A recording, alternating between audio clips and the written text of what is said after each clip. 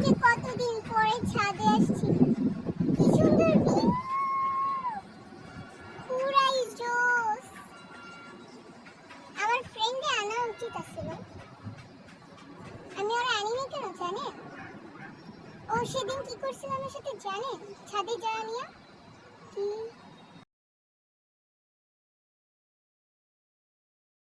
আজকে কি শান্তি লাগতেছে ছাদে এসে। একদম ভালো করছি আমি আমার ফ্রেন্ডকে আনি নাই, কারণ ও সবসময় আমার পিছে পিছে আইসা পড়ে।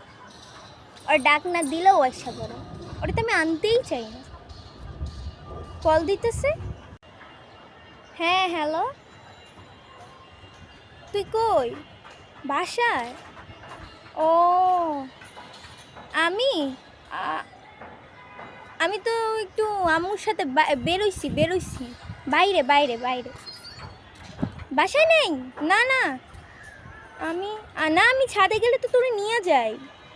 না না, ছাদে নাই, ছাদে নাই। ওকে। কি সুন্দর অভিনয় করতেছ ছাদে দাঁড়ায়। কি রে, তুই না বলে ছাদে নাই? তুই আমার লাগে এরকম করতে পারলি?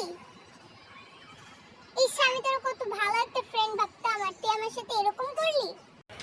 ইস, বাবা ফোনটা রাখছে।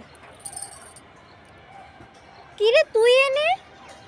আলা না, আমি তো এমনি জাস্ট তোর সাথে মজা করছি। আসলে আমি কিন্তু এতক্ষণ বাইরেই ছিলাম, মাত্র আসছি, মাত্র মাত্র। তুই মনে কিছু নিস না, আমি কিন্তু মাত্র আসছি। ওই যারা তো আউ করা লাগবে না, আমি বুঝতে গেছি তুই আমার কোনো ভালো ফ্রেন্ড হইতে পারছ না আজ পর্যন্ত। তোর লাগে আমার ফ্রেন্ডশিপ শেষ। আমি যাই, তুই আমার জীবন আর ফোন দিবি না, আর হোয়াটসঅ্যাপে তো মেসেজই দিবি না।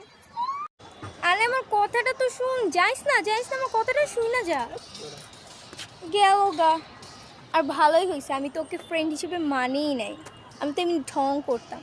আর এত সুন্দর করে আমি সেজে গুজে এসেছি একা নিজে ছবি তোলার জন্য। হ্যাঁ, আমি ছবি তোলার জন্য এসেছি। ওয়াও। আর ও চলে গেছে, আমি তো খুবই খুশি।